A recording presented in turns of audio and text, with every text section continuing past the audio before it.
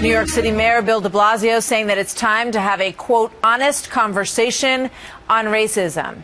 As protests on Ferguson and the Eric Garner case in New York City continue to spark protests across the country. De Blasio saying retraining police officers is the first step, he believes, in making that change. What we have to do is change the fundamental relationship between police and community. Our police keep us safe, and yet there's been, as I said, not just decades of problems, a history of centuries of racism that undergird this reality.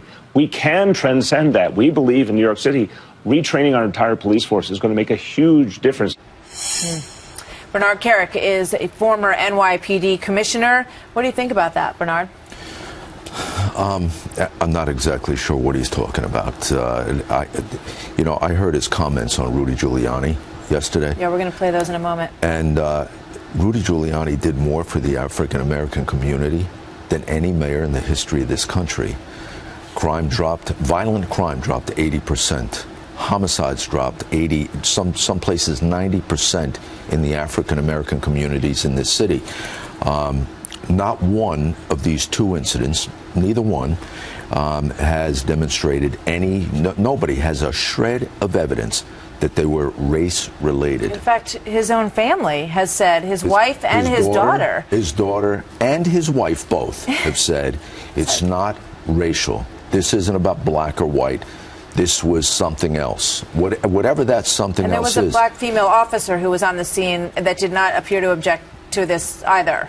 From my understanding, there was a sergeant, which is a first-line supervisor for the cops that were there. All right, let's play one more piece of sound here on how Bill de Blasio believes that people need to speak to their children about interacting with the police. What parents have done for decades, who have children of color, especially young men of color, is train them to be very careful when they have a connection with a police officer, when they have an encounter with a police officer. It's different for a white child. That's just the reality in this country. Is he right? No, he's not right. That's completely wrong. And here's why. My son is white. I know plenty of white parents that talk to their kids about how to deal with cops.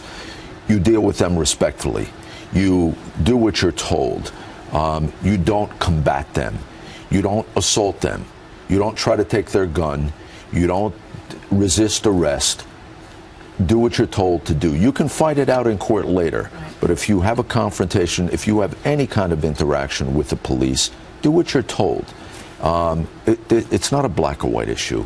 It's a respectful issue. This is the soundbite that you mentioned earlier that has to do with Rudy Giuliani and the current mayor's thoughts on him. Let's watch this. I think he fundamentally misunderstands reality. We're trying to bring police and community together. There is a problem here. There is a rift here that has to be overcome. But let's face it, a lot of voices on both ends of the spectrum want to keep us mired in a history that hasn't worked for us. I mean, when he says this, there's a lot of people in this country who nod their heads and say, yep, that's true. But that's absolutely true. What he just said, we're trying to bring the community and the police together, right, not by inciting, not by saying every cop is racist, not by saying that, every police officer, every police department in this country has to be retrained because of racism. That's not bringing communities and cops together. It's just not in my eyes. It's I know that you said that you're also concerned that police are going to be nervous, that they're going to back down, that they're going to be afraid to do their job in this environment. Well, here's what happens. And it started with stop and frisk. Police that are out there working, putting their lives on the line every day, if they go out into the streets and they have to think that the mayor of the city, which is their commander-in-chief, so to speak, if he's not going to support them, if the city's not going to indemnify them to do their job, if they're not going to be there for them, if they're not going to give them the benefit of the doubt, why do I put my life on the line? Why do I go do something? They need to have your back.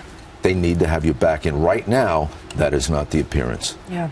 And you make a great point as well about Rudy Giuliani, because the thing that helps not only black communities, but white communities in the entire city is lowering the crime rate overall.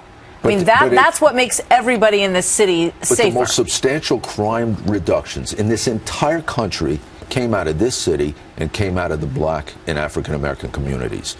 The most substantial crime reduction in the whole country came in this city under Rudy Giuliani. So it's kind of difficult to say that he doesn't. De Blasio is saying he doesn't get it. He doesn't understand that black kids are nervous and that they feel that they're being looked at differently by police in this city. The police officers target crime. They don't target race. They target bad guys. They don't target race. They go into high crime areas. It's not about race.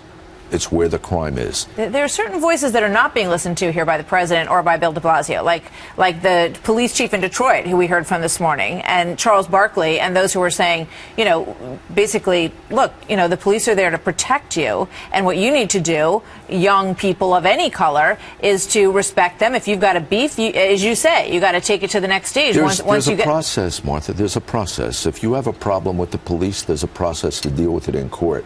But you cannot confront them. Once that conflict begins, all bets are off. Right. Yeah. Thank you very much, Bernard Kerik. Good to see you back here. Thank you. Thank you.